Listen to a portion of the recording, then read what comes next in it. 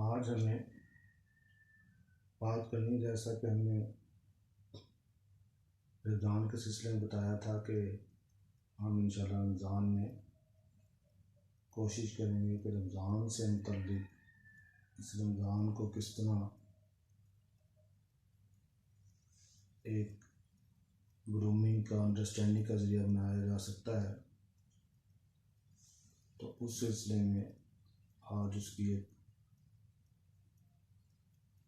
पहली गुफ्तगू का आगाज़ कर रहे हैं। तो इस सिलसिले में मेरी नाक़िस राय में, जैसे हमने पॉलिटिकल एनालिस्ट वगैरह का जायज़ा लिया था, इसी तरह से हम जो मज़हब के, दीन के बड़े स्कॉलर हैं, जिनकी फॉलोइंग है, जिनकी अंडरस्टैंडिंग है, जिन्हें सुना जाता है, उनकी फ़िक्र का कुछ जायज़ा लें और ये बताएं कि उनकी फ़िक्र से किस तरीके से इस्तिफ़ादा किया जा सकता है, क्या उसके प्रोज एंड कॉन हैं। तो इस सिलसिले में मैंने आज जवेद गामदी साहब की जो फ़िक्र और शख्सियत है उसके बारे में कुछ अर्ज़ करने की जिसारत करूँगा। जवेद गामदी साहब फ़र्स्ट ऑफ ऑल बहुत ही आला पाए के स्कॉलर तो हैं ही, इसके साथ साथ उनकी कम्युनिकेशन, उनकी आर्टिकुलेशन और उनकी शाइस्तगी भी अपनी मिसाल आप है। अब सवाल ये पैदा होता है कि उनकी फ़िक्र क्या है और कैसे उससे इस्तिफ़ादा किया जा सकता है, उसका म्यार क्या है। तो इससे से मर्ज़ी है कि सबसे पहले कोई भी मौजू हो या कोई भी शोबा इल्म हो, यानी स्फीयर ऑफ नॉलेज हो, तो उस वक़्त तक वो ना नॉलेज है, ना वो बड़ा इल्म है, नॉलेज है, जब तक वो हमें हमारे वर्ल्ड व्यू के बारे में कुछ ना बताए। तो जवेद गामदी साहब जैसे पाए के कैलिबर के स्कॉलर से ये उम्मीद की जानी चाहिए कि वो हमें बताएं बतौर एक दीन के स्कॉलर के अदियान बिल अमूम और दीन इस्लाम बिल खसूस इंसान के वर्ल्ड व्यू को बनाने में क्या मदद करता है। अब वर्ल्ड व्यू के बारे में हम पहले तफसील से बात कर चुके हैं काफ़ी अर्सा पहले। ब्रीफली उसके बारे में अर्ज़ ये है कि इंसान, कायनात और इल्म, यानी ह्यूमन काइंड, यूनिवर्स और नॉलेज, इन तीनों का रबत क्या है। क्योंकि इंसान के किसी भी शोबा इल्म के सारे सवालात इसी ट्रायंगल के कम्बिनेशन से जनरेट होते हैं और फूटते हैं। तो जवेद गामदी साहब की अगर सारी रिसर्चेस, उनकी स्पीचेस और उनकी बुक्स का मुताला किया जाए तो इंसान बड़ी उम्मीद के साथ जब वो सारी चीज़ें देखता है कि उन्होंने वर्ल्ड व्यू के बारे में क्या बात की है, तो इस सिलसिले में इतने कैलिबर के स्कॉलर होने के बावजूद वर्ल्ड व्यू बनाने के बारे में कोई मदद नहीं मिलती हमें, जो एक बहुत हैरत अंगेज़ बात है। गामदी साहब की सारी फ़िक्र जो एक जगह जमा हो के कंपोज और कंसाइज और प्रसाइज होकर मेरे सामने आती है, वो उनकी बुक्स अल बयान और मिज़ान है। तो मिज़ान बहुत शानदार रिसर्च है, उस पर कुछ रिजर्वेशन और इख्तिलाफ़ात के बावजूद यकीनन वो जवेद गामदी साहब जैसे ही पाए का आदमी वो काम कर सकता था, और उसी काम की वजह से उन्हें इंसान एक बड़ा स्कॉलर मानने पर मजबूर हो जाता है। लेकिन इसके बावजूद वो सारे का सारा काम इंसान के लिए नहीं, एक मुसलमान के लिए, कि जो मान के चल रहा है दीन इस्लाम को अपना दीन और कुरान को अपनी किताब। लेकिन एक इंसान जिसने इंसान से मुसलमान होने का सफ़र तय करना है, वही अपना वर्ल्ड व्यू कैसे बनाना है, इसके बारे में जुवेद गांधी साहब की वो रिसर्च कोई मदद नहीं करती। अब ये एक ऐसा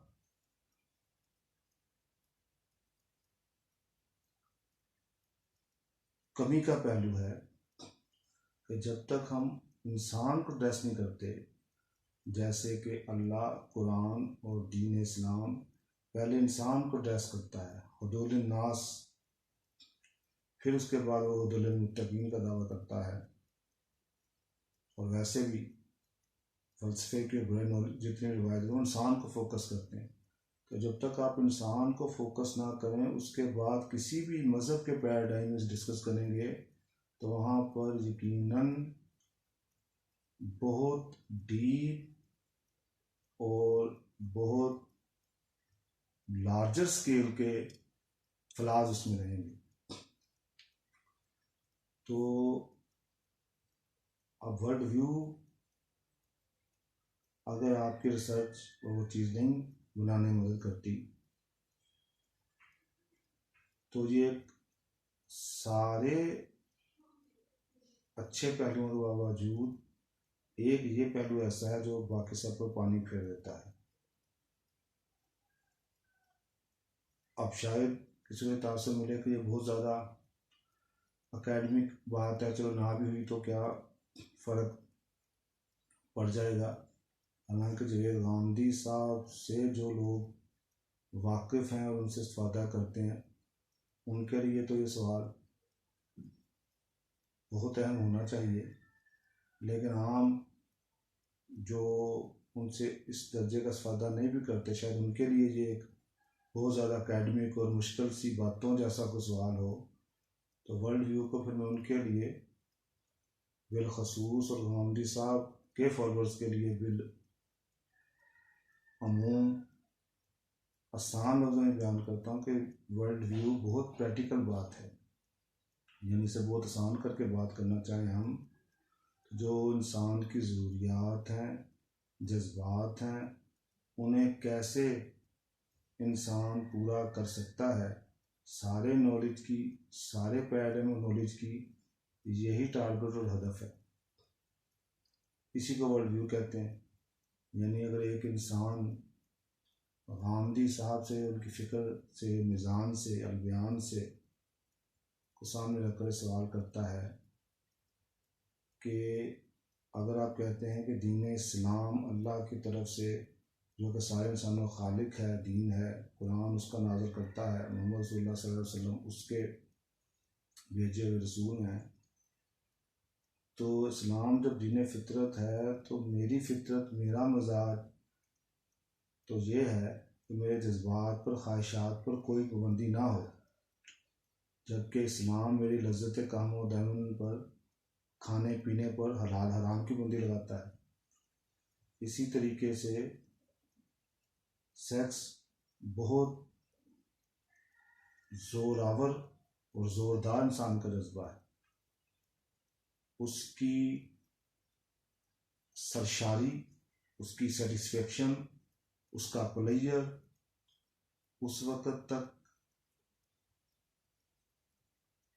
हासिल नहीं हो सकता उस दर्जे का जिस पर इंसान सेटिस्फाइड होता है, जब उस पर कोई पाबंदी ना हो। जबकि दीन इस्लाम उस पर पाबंदी लगाता है।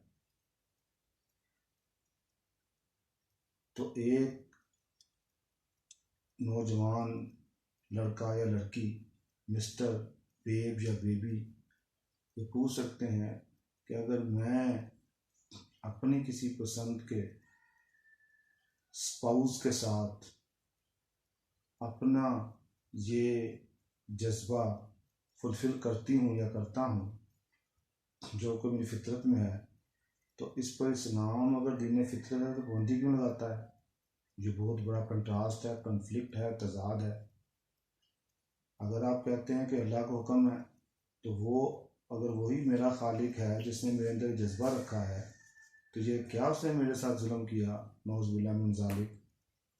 आई जस्ट प्ले डेविल्स एडवोकेट, समझाने के लिए अंदाज अख्तियार कर रहा हूँ कि मेरे अंदर जज्बा तो ये रख दिया कि मुझे कोई भी अपनी पसंद का मेल या फीमेल अगर नज़र आए तो मैं उसका बगैर पाबंदी के साथ उसके साथ ही कंटेक्ट बनाना चाहता हूँ या बनानी चाहती हूँ।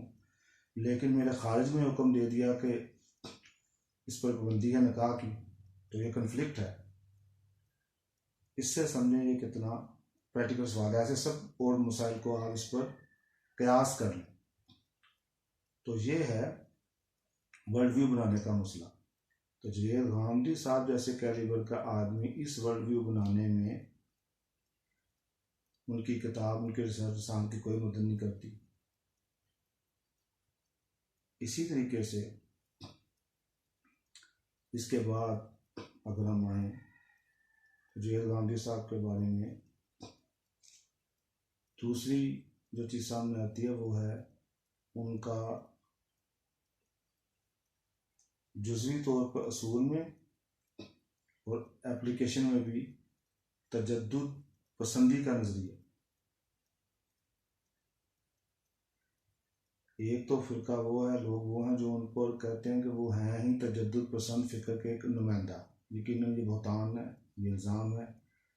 और ये वही शख्स कह सकता है जो या तो उनकी फ़िक्र से पूरी तरीके से आगाह नहीं है या उसे खुदा के सामने पेश होने का यकीन नहीं है। यह तो बहतान है। लेकिन जुज़वी तौर पर उनकी फ़िक्र में तजद्दुद पसंदी नज़र आती है। तजद्दुद पसंदी क्या होती है कि वक्त के चले हुए नज़रियात जो इस्लाम के दीन के ख़िलाफ़ हों, उनके लिए कोई चीज़ मुवाफिक बनाने, दीन को मुवाफिक बनाने के लिए उनकी बात को इस्लाम के, कुरान के, रसूल के, अल्लाह के मुंह में डालना, उनसे मुतासर होकर, ये तजद्दुद पसंदी है। तो ये जो उनकी पर्दे के बारे में राय है, उसके बारे में ऐसा महसूस होता है कि वो तजद्दुद पसंद नज़रिए के हामिल हैं। हालांकि हो सकता है वो आर्टिकुलेशन का या कम्युनिकेशन का मसला हो, लेकिन वो ऐसा महसूस होता है। हालांकि अगर वो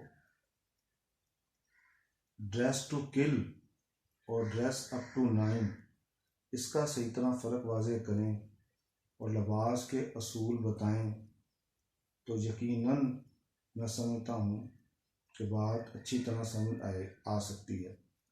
मगर जब वो ऐसा नहीं करते, वो कहते हैं सिर्फ बस शर्मगाहें